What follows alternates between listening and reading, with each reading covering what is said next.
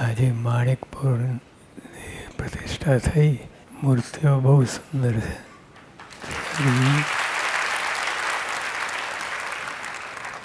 હવે મૂર્તિ પ્રમાણે બધાના ભાવ જાગે અને એટલે તો આ મૂર્તિઓ પધરાવવામાં આવી છે. ભાવ તો છે જ, પણ વિશેષ ભાવ રાખીને અને બીજું બધું ગૌણ કરીને સત્સંગનું પ્રધાનપણું રાખવું. મૂર્તિ ખાલી પ્રદર્શન માટે નથી, પણ આપણા પોતાના જીવ માટે છે.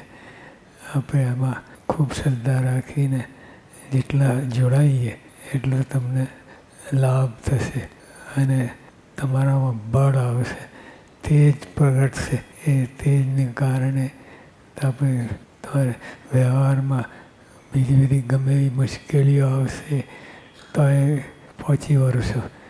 સત્સંગની સમજણ એવી છે. એટલે આપણે આ સત્સંગી થયા એટલે આપણે દુઃખ માત્રને ટાળીને સુખ્યા થઈ ગયા. આ સમજણ દ્રઢ રાખી.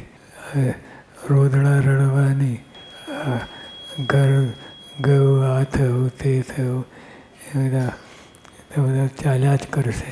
તમે અનંત જન્મ લીધા એમાં બધું ચાલતું જ હતું. પણ આ જન્મમાં આ ભગવાનને સંત મળ્યા છે. દ્રઢ પ્રીતિથી લાવીને અને ગઈકાલે આપણે કહ્યું હતું એમ શાસ્ત્રી મહારાજ સાચા, યોગી મહારાજ સાચા, પ્રમુખ સ્વામી મહારાજ સાચા, મહારાજ સ્વામી સાચા.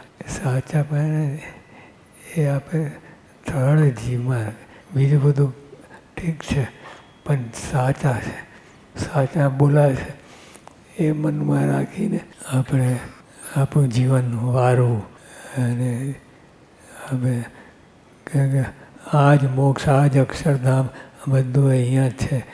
એટલે કાંઈ જોવા જવાનું નથી.